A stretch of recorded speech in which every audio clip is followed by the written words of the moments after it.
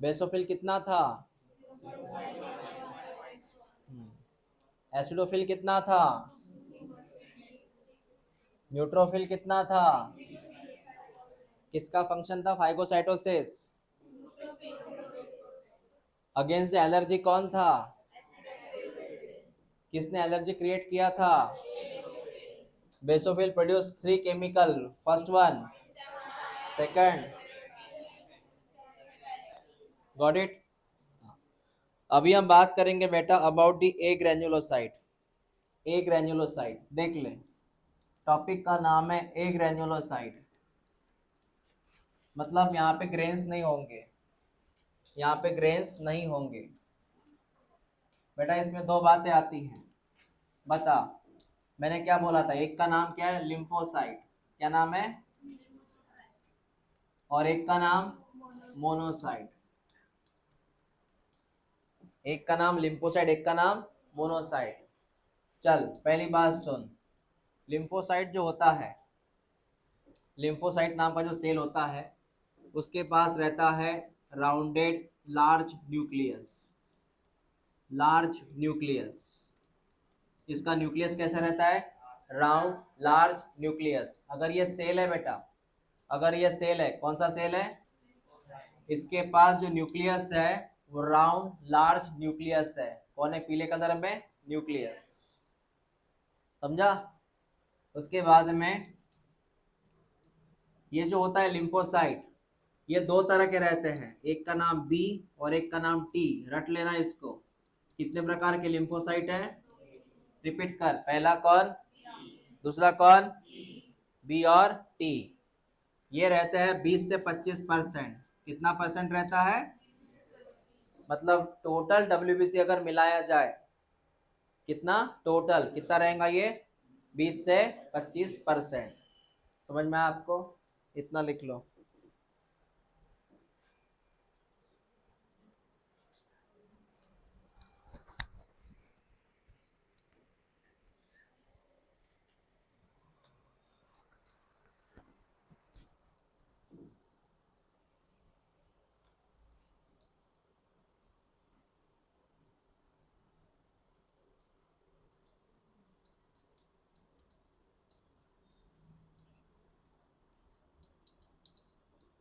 Role in immunity में रहता है इसका।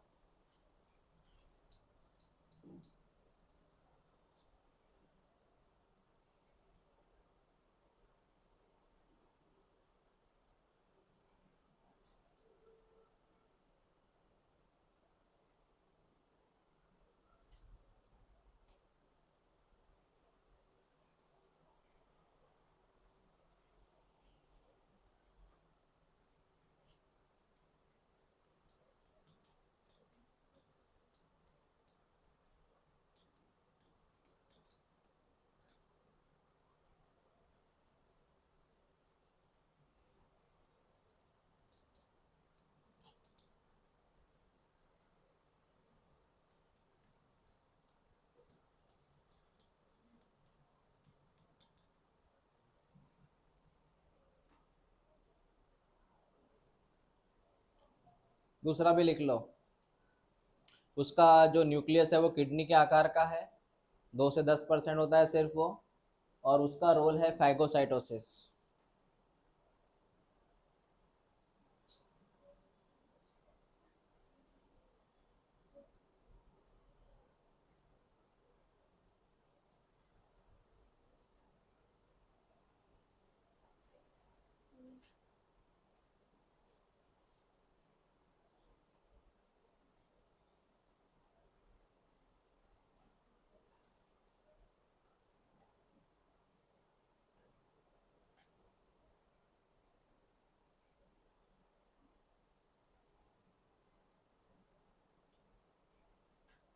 हो गया बेटा?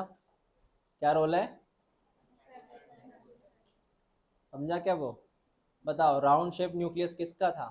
किडनी शेप न्यूक्लियस किसका है?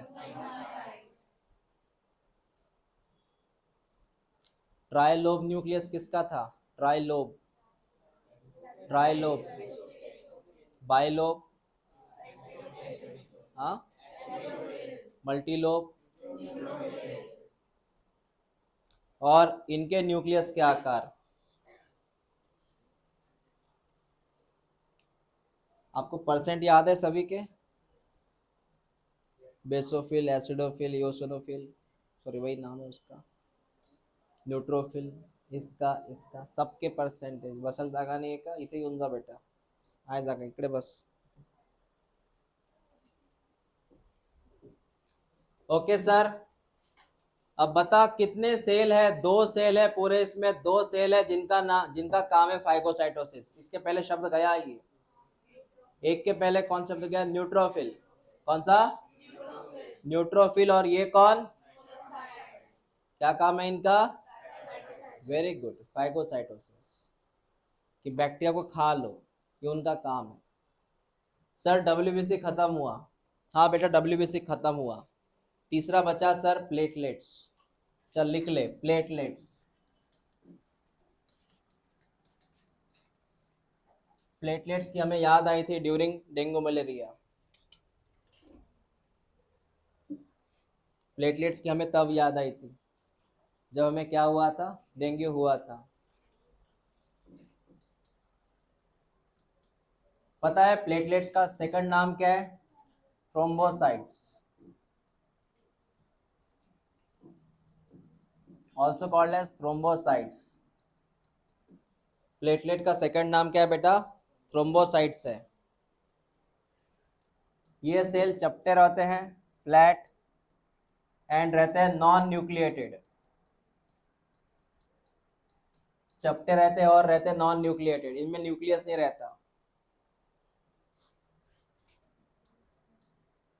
एक बड़ा सेल होता है मेगा कैरियोसाइट.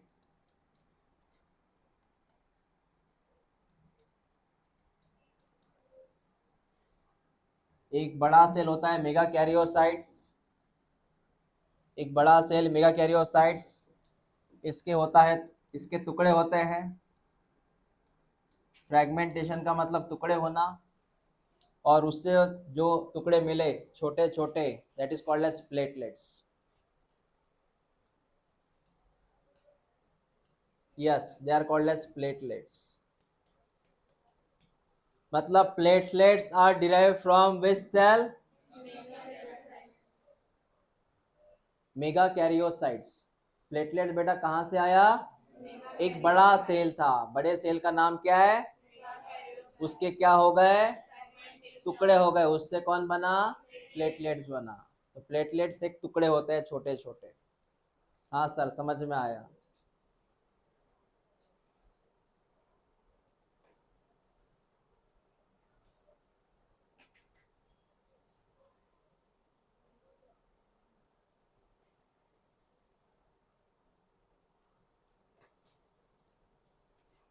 हो गया.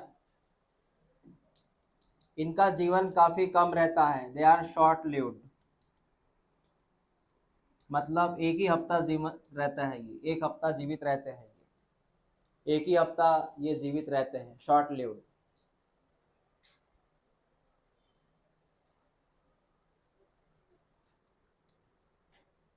इनका मेन काम क्या है? Role as a blood clotting. ये ब्लड क्लॉटिंग में रोल प्ले करते हैं, खून को क्लॉट करने में रोल प्ले करते हैं.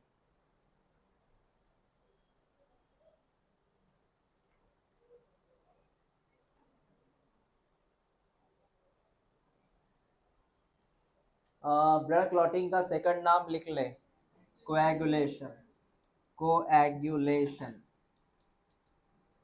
That is blood clotting.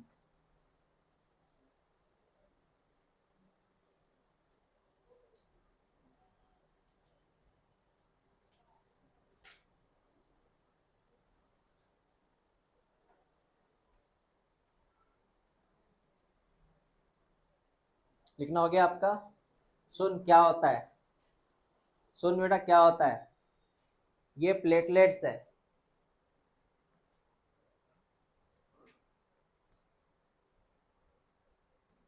ये प्लेटलेट्स है.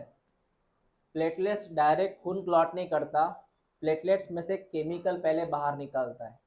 Platelets produce one chemical, chemical का नाम है थ्रोम्बोप्लास्टिन, केमिकल का नाम रट लेना, thromboplastin, plastin, thromboplastin ion, thromboplastin chemical का नाम है।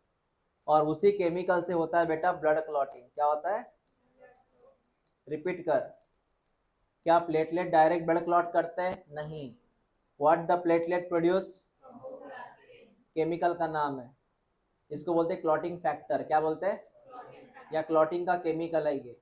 तो platelet produce and this thromboplastin just clot the blood. समझा? जैसे सांप से नहीं मरते अपन, सांप काटने से नहीं मरते, सांप ने जो काटा, काटने के बाद सांप अपने अंदर एक केमिकल छोड़ता, स्नेक अपने अंदर क्या छोड़ता, केमिकल, उस केमिकल से होता है क्लॉटिंग। पता है आपको? स्नेक बाइट के बाद अपना जो खून क्या हो जाता है, ऐसे जम जाता है एक जगह पे, फ्लो नहीं होता, आइसक्रीम की तरह जम जाता है एक जगह पे, उससे होती है डेथ। सेम केस है, प्लेटलेट्स ने क्या बनाया, उससे ब्लड क्या हुआ, और ये क्लॉट अपने अंदर नहीं होता, क्लॉट तभी होता है जब खून बाहर निकल रहा हो। पता है ना, अपना खून कब क्लॉट होता, जब कोई चोट लगी, खून बाहर निकल रहा, तब क्लॉटिंग होता, ऐसे अंदर क्लॉटिंग नहीं होता। अंदर क्लॉटिंग हुआ तो प्रॉब्लम हो जाएगा, है ना। एक नाम लिखो, platelets produce clotting factor, platelet produce clotting factor, platelet produce clotting factor, that is thromboplastin, that is thromboplastin।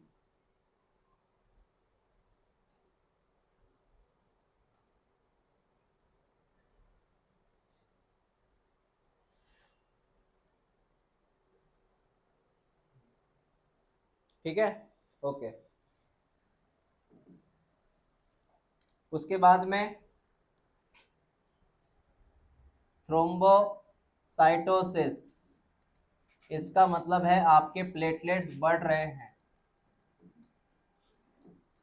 Platelets का बढ़ना, थ्रोम्बोसाइटोसिस। दूसरा थ्रोम्बोसाइटोपेनिया, थ्रोम्बोसाइटोपेनिया, साइटोपेनिया, इसका मतलब है आपके प्लेटलेट्स कम होते जा रहे हैं, आपके प्लेटलेट्स कम होते जा रहे हैं।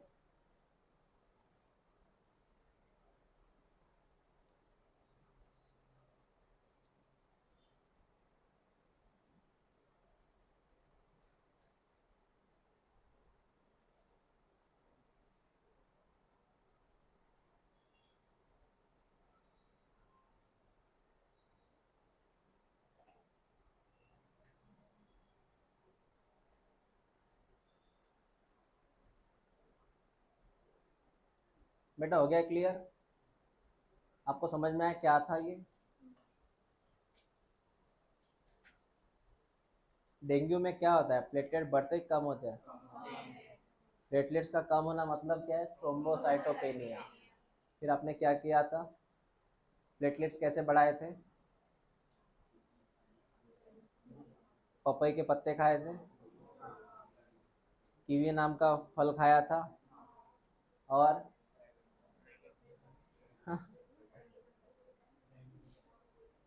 सब्जी रोटी खाई थी।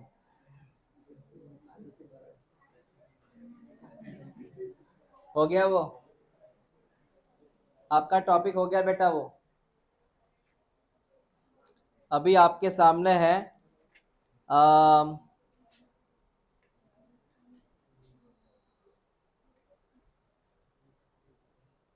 नेक्स्ट टॉपिक लिखिए, ब्लड ग्रुप।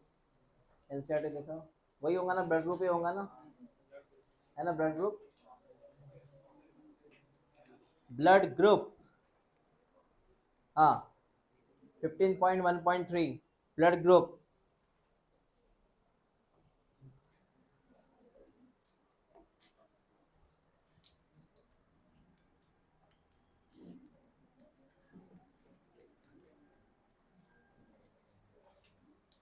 हमें पता है सर, ब्लड ग्रुप में सबसे पहले डिस्कवरी हुई थी एबीओ की।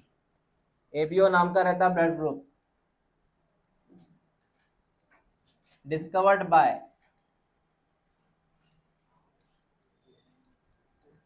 Karl Landsteiner. पहले साइंटिस्ट का नाम लिख। एबीओ नाम का ब्लड ग्रुप रहता है, ABO, discovered by Karl Landsteiner. ABO blood group. और उसके बाद आया था AB blood group by Decastello. ऐसे कुल मिला के 4 तरह के ब्लड ग्रुप है, A B A B, last कौन सा है बेटा, ओ। ऐसे 4 ब्लड ग्रुप है, A B A B O. Only ABO किसने डिस्कवर किया था, ए बी ओ किसने किया था, कार्ल लैंडस्टेनर। और ए बी, हाँ, ऐसे 4 ब्लड ग्रुप है बेटा।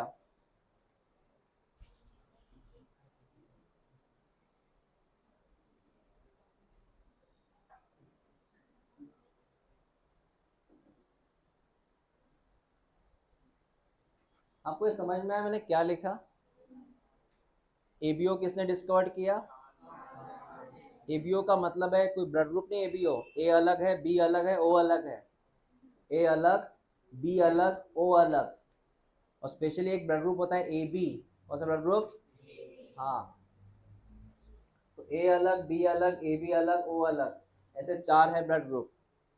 उसके बाद who decide your blood group, आपका जो ब्लड ग्रुप है कौन डिसाइड करता है? वो डिसाइड करता है आपके अंदर का डीएनए। और मैं बताऊंगा, देख ले बेटा। सो होता क्या है, सुन। सो तेरे अंदर एक एंटीजन है, antigen decide blood group.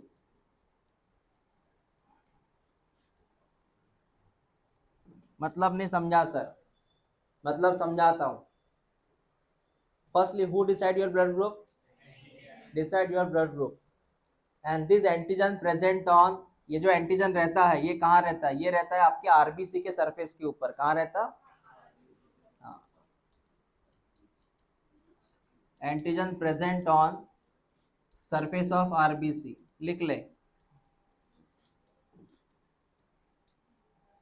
Antigen present on the surface of RBC.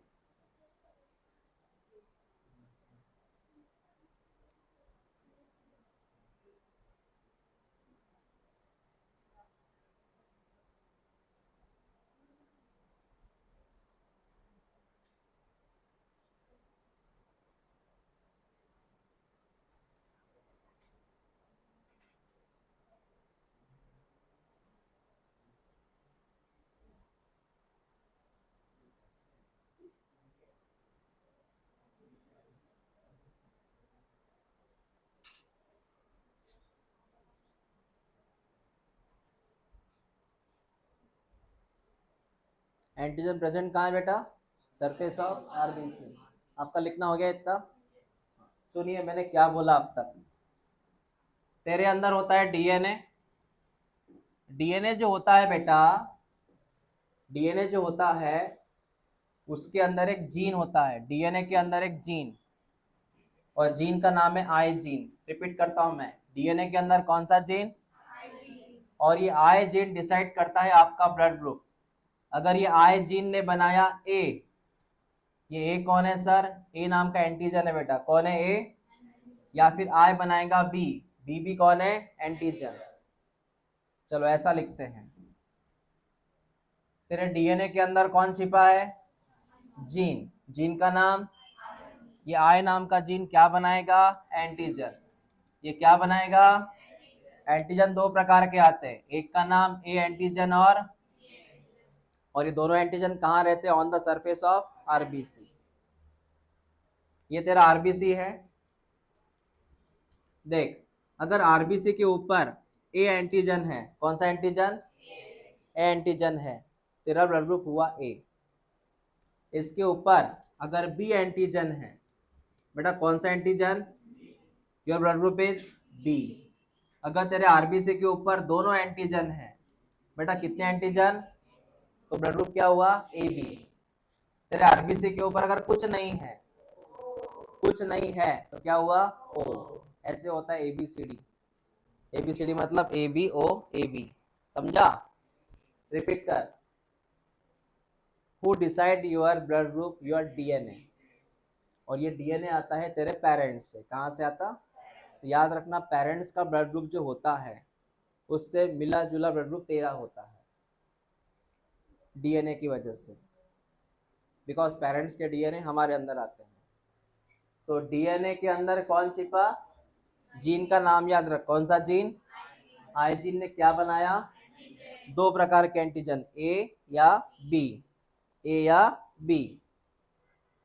एक तो ए बनाएगा या बी बनाएगा। हाँ, उसमें भी एक कंसेप्ट है बेटा, ये एंटीजन जो रहता है ना, ये अलग अलग चीज रहती है। जैसे एंटीजन ए बन सकता, बी बन सकता, या कॉम्बिनेशन में क्या बन सकता, या फिर वो कुछ नहीं बन सकता। बनेगा ही नहीं कुछ, एंटीजन कुछ नहीं बनाएगा, एंटीजन कुछ नहीं बनाएगा। कुछ नहीं मतलब क्या है, जीरो। व्हाट इज कुछ नहीं, जीरो मतलब कौन सा ब्लड ग्रुप, ओ। समझा तुझे, एंटीजन कुछ नहीं बनाया मतलब कुछ नहीं है वो, मतलब शून्य है वो। हाँ, नहीं नहीं, आरबीसी का डीएनए डिसाइड नहीं करता वो। आरबीसी का जो डीएनए है ना, वो डिसाइड नहीं करेगा। उनकी बात ऐसी है, उन्होंने बोला है कि सर आरबीसी में तो न्यूक्लियस नहीं रहता ना, और न्यूक्लियस नहीं रहता तो कौन नहीं रहता, डीएनए नहीं रहता। तो हु डिसाइड इट, बराबर है। तो इसकी भी एक कहानी है, वो समझाता मैं आपको। इसकी भी एक कहानी है। आपको पहले ये समझ में आया क्या, तो डीएनए के अंदर कौन छिपा है, जीन। जीन ने क्या बनाया, कितने प्रकार के एंटीजन है, चार। चार प्रकार के मतलब वैसे तीन ही, एक तो कुछ है ही नहीं ना। चार भी नहीं है एक्चुअली, वो दो ही प्रकार है, ए और बी। सिंगल ए, सिंगल बी, कॉम्बिनेशन में ए और बी, और यहाँ पे नथिंग। समझा। हाँ, पहले ये लिख लो आप।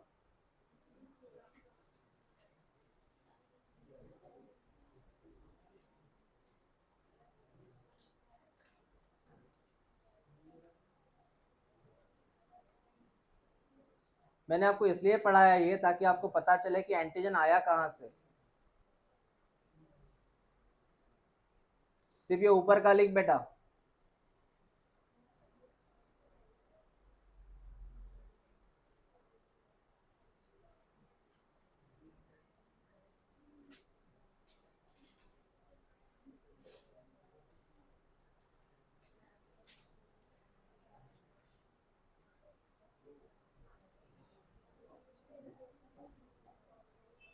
हो गया लिखना, हाँ। चल बता अभी, फर्स्ट सेकंड थर्ड फोर्थ, ये सब आरबीसी है, ये सब आरबीसी है। आरबीसी के ऊपर ए एंटीजन, ब्लड ग्रुप क्या होगा, ए। आरबीसी के ऊपर B antigen, blood group, RBC के ऊपर दोनों एंटीजन, ए बी। आरबीसी के ऊपर कुछ नहीं, ओ। That's your blood group.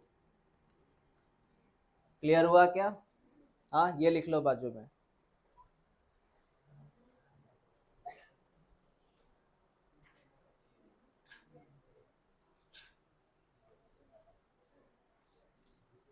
लीला का है, डायग्राम ड्रॉ के लिए, ओके। आरबीसी ड्रॉ के लिए,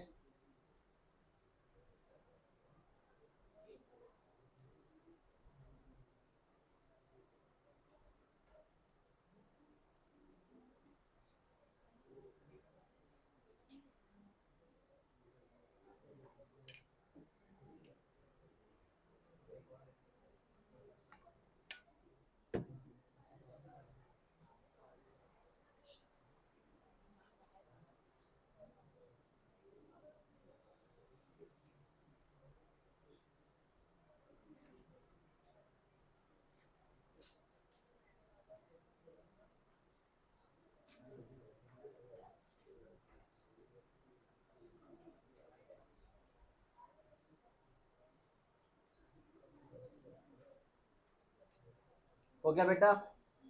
हाँ, आप में से किन का ब्लड ग्रुप ए है? मतलब आपके अंदर जो आरबीसी है उस आरबीसी के ऊपर कौन सा एंटीजन लगा है? बी किसका ब्लड ग्रुप है? सेम केस, आरबीसी के ऊपर क्या है? B antigen. किसका ब्लड ग्रुप ए बी है?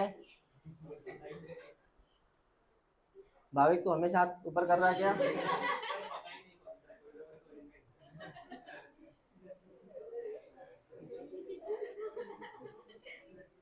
तूने तो ब्लड ग्रुप चेक नहीं किया तूने? ओके, आपने कब चेक किया था ब्लड ग्रुप? फर्स्ट में ही? अरे बाप रे, बहुत जल्दी चेक किए। फर्स्ट में ही? स्कूल में कैंप आया था क्या? हाँ, स्कूल में जो इंफॉर्मेशन होती है उसके लिए। फर्स्ट क्लास में? बाप रे, तब तो खून निकाला होगा ऐसे।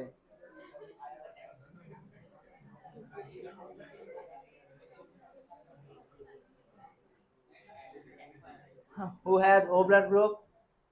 आप टेंशन ना लो, आपके आरबीसी के ऊपर कुछ नहीं है, एंटीजन ही नहीं है, नो एंटीजन। हाँ, अब सवाल है कि ये आरबीसी है, इसके पास इसका डीएनए होता है क्या, फिर उसके ऊपर वो एंटीजन कैसे आता है उसकी बात। उसका सवाल ये था कि आरबीसी में डीएनए नहीं है, फिर ये ए एंटीजन आया कहां से? तो एक्चुअली क्या होता है बेटा, सुन ले मेरी बात। दो तरह के रहते हैं आरबीसी, एक new born, new born baby, new born baby, या फिर जब आरबीसी बनता है, मैं तब की बात कर रहा हूँ। जैसे आरबीसी बनता है ना बेटा, जैसे कोई आरबीसी बनता है तो उसके अंदर न्यूक्लियस होता है, उसके अंदर न्यूक्लियस होता है, that is immature RBC, non functional RBC है। कैसी आरबीसी? Non functional. लेकिन जैसे ही आरबीसी फंक्शनल हो जाती है, जैसे आरबीसी क्या हो जाती है? Functional. What is function of RBC? To carry oxygen, to carry, तब वो उसके अंदर का न्यूक्लियस हटा देती है। मतलब हमारे अंदर आरबीसी में न्यूक्लियस था, लेकिन कब था? इमेच्योर था। लेकिन जैसे वो क्या हो जाती है? फंक्शनल, मैच्योर, तब उसका न्यूक्लियस गायब हो जाता है। ऐसे होता है वो, क्योंकि इतनी बड़ी जगह पे फिर कौन कैरी करना है उसको? ऑक्सीजन, ऑक्सीजन, इसलिए न्यूक्लियस को हटा दिया उसने। ऐसे रहता वो। तो न्यूक्लियस आया मतलब कौन आया? डीएनए आया। ऐसे आपको क्लियर हुआ ना मुझे क्या बात करनी? हो गए ब्लड ग्रुप? 4 ब्लड ग्रुप हो गए बेटा? हाँ। अब ये जरा ये कॉन्सेप्ट को समझो, मैं क्या क्या लिखने वाला हूँ देख ले बेटा।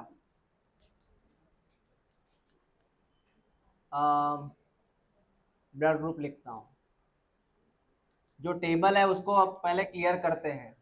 ब्लड ग्रुप, उसके बाद मैं लिखता हूँ एंटीजन कौन सा है। कंफ्यूज मत होना बेटा इधर। उसके बाद मैं लिखता हूँ एंटीबॉडीज कौन सी होती हैं।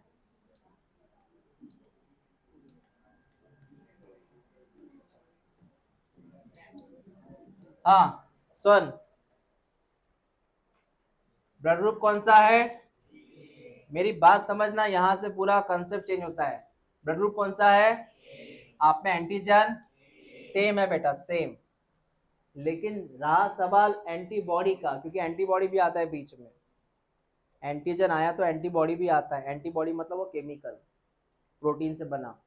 एंटीबॉडी जो होती है ना, इसके अपोज में रहती है। ए वाला कौन है? एंटीजन। यहाँ पे एंटीबॉडी रहेंगी बी। कौन सी रहेंगी? ए के अपोजिट वाली एंटीबॉडी रहेंगी बी। याद रखो, अगर आपका ब्लड ग्रुप कौन सा है? एंटीजन सेम रहेगा। कौन सा? बी, क्योंकि बी ने ही डिसाइड किया ना एंटी अपना ब्लड ग्रुप। लेकिन एंटीबॉडी रहेंगी अपोजिट, एंटीबॉडी, एंटीबॉडी ए। समझा बेटा? एक चीज याद रख, अगर तेरे पास ए एंटीजन है तो एंटीबॉडी कंपलसरी कौन चाहिए? अगर एंटीजन ए है तो इस ए का और एंटीबॉडी ए का झगड़ा हो सकता है, अगर ये मिक्स हो गए तो। अगर ये कभी आमने सामने आए तो झगड़ा हो सकता है। कौन सामने सामने आए तो? ए और A antigen, A antibody. A antigen आमने सामने आए तो क्या हो सकता है? झगड़ा हो सकता है। अगर बी एंटीजन और बी एंटीबॉडी, बी एंटीजन आमने सामने आए तो झगड़ा हो सकता है। इसको बोलते हैं गलत ब्लड ग्रुप देना। इसीलिए ब्लड ग्रुप पर्टिकुलर उसी को दिया जाता है। अगर गलत दिया तो इनका झगड़ा हो सकता है। किनका झगड़ा हो सकता है? रिपीट कर। इसलिए हमेशा अपोज में रहते हैं वो। ए के साथ कौन रहेगा? बी। इधर बी के साथ कौन रहेगा? ए। इसलिए ध्यान दे बेटा, ब्लड ग्रुप कौन सा है? A B. मतलब दोनों एंटीजन है। अगर दोनों एंटीजन है तो बड़ी दिक्कत है। अरे भाई दोनों एंटीजन है ना, बड़ी दिक्कत है। इसीलिए यहाँ इनके खून में एंटीबॉडी नहीं रहता। ए बी वालों के खून में एंटीबॉडी नहीं रहता। क्यों नहीं रहता? क्योंकि दोनों एंटीजन है। समझा मैंने क्या बोला तो? है ना। और लास्ट, इनके पास कौन सा ब्लड ग्रुप है? वो ओ। कौन से एंटीजन है? एंटीजन है ही नहीं सर। क्या? No antigen. एंटीजन नहीं है, इसलिए इनके पास दोनों एंटीबॉडीज हैं, एंटीबॉडी ए एंड। समझा बेटा? अरे तुझे क्लियर हुआ क्या? दोनों एंटीजन है इसलिए दोनों एंटीबॉडी नहीं है। दोनों एंटीजन नहीं है इसलिए दोनों एंटीबॉडीज है। क्योंकि मैंने क्या बोला? किसका झगड़ा हो सकता है? एंटीजन ए का और एंटीबॉडी ए का झगड़ा हो सकता है अगर आमने सामने आ गए तो। इसलिए नहीं आना चाहिए आमने सामने। झगड़े का मतलब है clumping of blood. Blood clump हो जाएगा अगर गलत ब्लड दिया तो। सर कैसे बताइए? जैसे एग्जाम्पल सुन बेटा, एग्जाम्पल सुन। आप जानते हैं मुझे क्या बोलना है यहाँ पे। एक पर्सन है जिसका ब्लड ग्रुप ए है। क्या है ब्लड ग्रुप? दूसरे का ब्लड ग्रुप कौन सा है? बी। बराबर है। अगर ए ने बी को ब्लड दिया तो क्या हो सकता है? एक तो पहली चीज गलत हो गई वो। अरे ए वाला पर्सन बी को क्या दे रहा? जैसे का ब्लड ग्रुप ए है, किसको ब्लड दे रहा? बी वाले को। यहाँ गलत बात हो गई। पता है कैसे गलत हो गई? बता। ए वाले के पास कौन सी एंटीबॉडी है? एंटीबॉडी बी है। और बी वाले के पास कौन सी एंटीबॉडी है? एंटीबॉडी ए है। अगर ए का ब्लड ग्रुप बी में चला गया तो पता है प्रॉब्लम क्या होगी? ए के साथ पता ना पे एंटीजन ए भी जाएगा। यहाँ पे कौन जाएगा? आपको समझ रहा है मैं क्या बात कर रहा हूँ? ब्लड ग्रुप के साथ और एक बात जाएगी। कौन सी? एंटीजन ए। कौन जाएंगी? एंटीजन ए। जैसे इस पर्सन के अंदर एंटीजन ए चला गया, ए और किसका झगड़ा होने के चांसेस है? एंटीबॉडी ए का। आपको समझ रहा मैं क्या बात कर रहा हूं?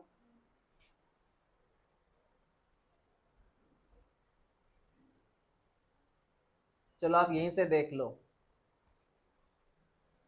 इमेजिन कर, ए वाले पर्सन ने किसको खून दिया? ए वाले पर्सन ने किसको खून दिया? क्या मिक्स होने के चांसेस हैं? ये सब होंगे ना मिक्स। अरे ए ने किसको खून दिया तो क्या ये चार जन मिक्स होंगे? तो जब मिक्स होंगे तो बी झगड़ा झगड़ा करेगा किससे? और ये झगड़ा करेगा किससे? होगा ना ऐसा? तो झगड़ा नहीं होना ना।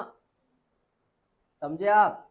इसलिए गलत ब्लड ग्रुप का मतलब होता है कि वो एंटीजन और एंटीबॉडी आमने सामने नहीं आने चाहिए।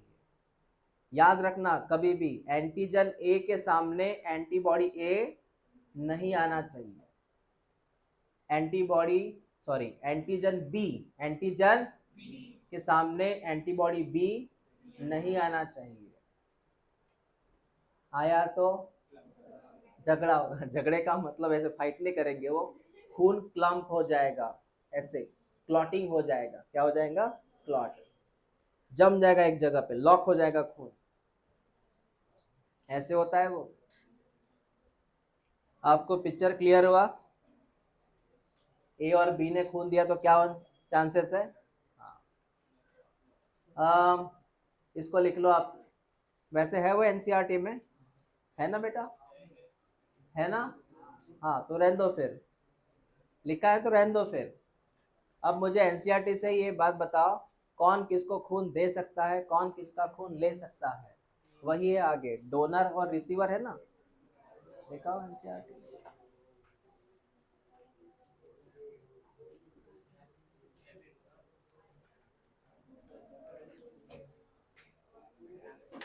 तो पेज नंबर दिखाओ ना मुझे, डोनर रिसीवर का। पहले क्या लिखा है? डोनर लिखा है ना।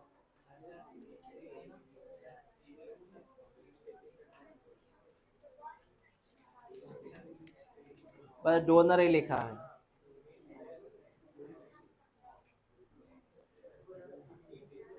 डोनर। बोल बेटा, ए वाले को कौन कौन खून दे सकता है? डोनर का मतलब है ए को कौन खून दे सकता है? खुद ए देगा और ओ देगा। बी वाले को कौन खून दे सकता है? ये पता है ना। पहली चीज याद रख, ओ सबको खून दे सकता है, तो वो हमेशा आएगा। ए बी को कौन खून दे सकता है? ए बी वाले को कौन खून दे सकता है? सभी दे सकते हैं। ए बी वाले को सभी खून दे सकते हैं। ए बी वाले को सभी खून दे सकते हैं। बड़े लकी है वो। और ओ को कौन खून दे सकता है? सिर्फ ओ वाला, सिर्फ ओ वाला। एक बार देख लो बेटा, रिपीट कर, ए को कौन खून दे सकता है? जो वाला ब्लड ग्रुप है वो लिख लो, वो तो कंपलसरी सब में आएगा।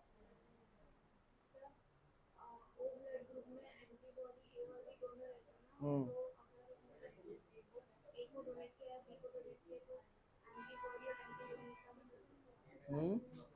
ए में एंटीजन नहीं रहता ना। ओ में, सॉरी, ओ में एंटीजन नहीं है ना। ओ में क्या नहीं है झगड़े के लिए? ओ में क्या नहीं है? एंटीजन नहीं है ना। नाउ रिसीवर, ये मैंने क्या बोला? ए वाले को कौन खून दे सकता है, बराबर ना। अब ए वाला, हाँ, ए वाला किसको खून दे सकता है? जिनका ब्लड ग्रुप ए है वो किसको खून दे सकता है?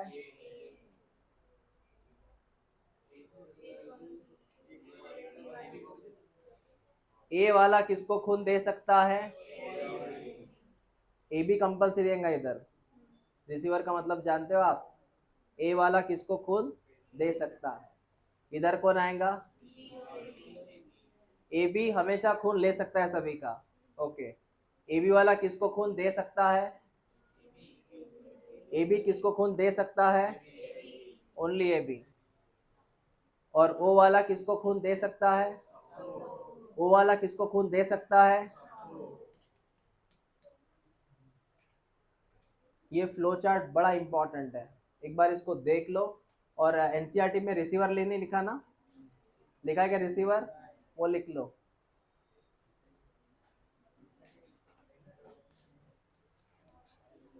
ये डी का मतलब है बेटा, ए वाला किसको खून दे सकता है?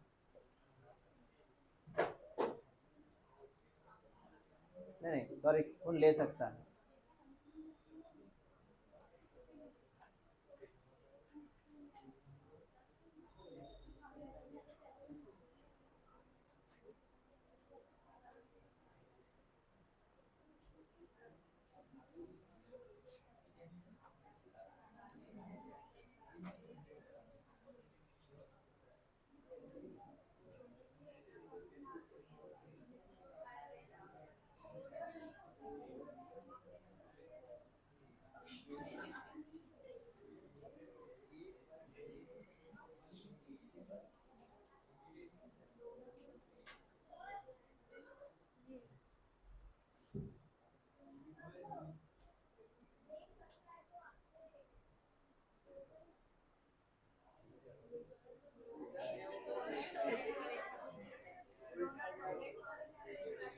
वैसा नहीं है वो, वही तो कंफ्यूजन है, वैसा नहीं है वो।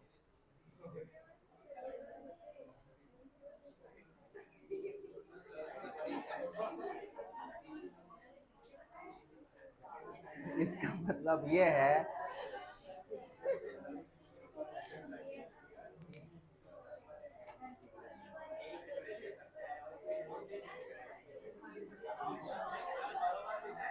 बराबर तो लिखा है ना मैंने। मैंने यहाँ पे ये लिखा है कि ए वाले को कौन खून दे सकता है। ओके, ऐसा लिखा क्या?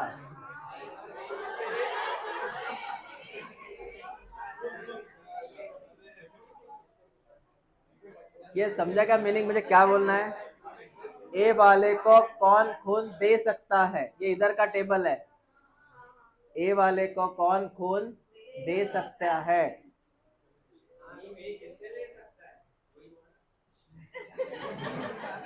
वो छोड़ दे भाई, लेन देन की बात जो है वो लिख।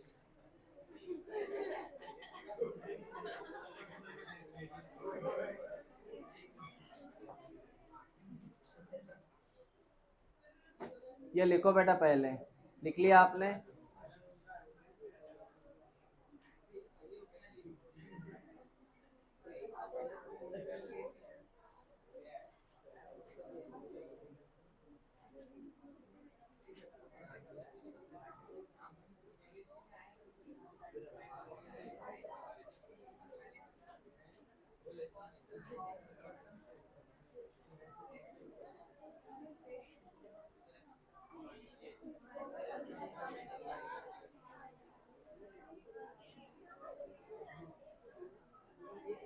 मेरे ख्याल से बराबर लिखा था मैंने वो। मैंने यहाँ बोला ना, ए वाला किससे खून ले सकता है। अरे सिंपल सी बात है ना, आप में से किसका ब्लड ग्रुप ए है? हाँ, आप कौन से इंसान से ब्लड लेंगे जिनका ब्लड ग्रुप क्या होगा? और तो ब्लड ले सकते हो ना। और आप किसको खून दे सकते हो, देने का समय है तो? वही तो बोला मैंने, जाने दो। ये टेबल इंपॉर्टेंट करो, ये टेबल आईएमपी करो, लर्न करो इसे अभी के अभी। चलो स्टार्ट, स्टार्ट, लर्न करो इसको।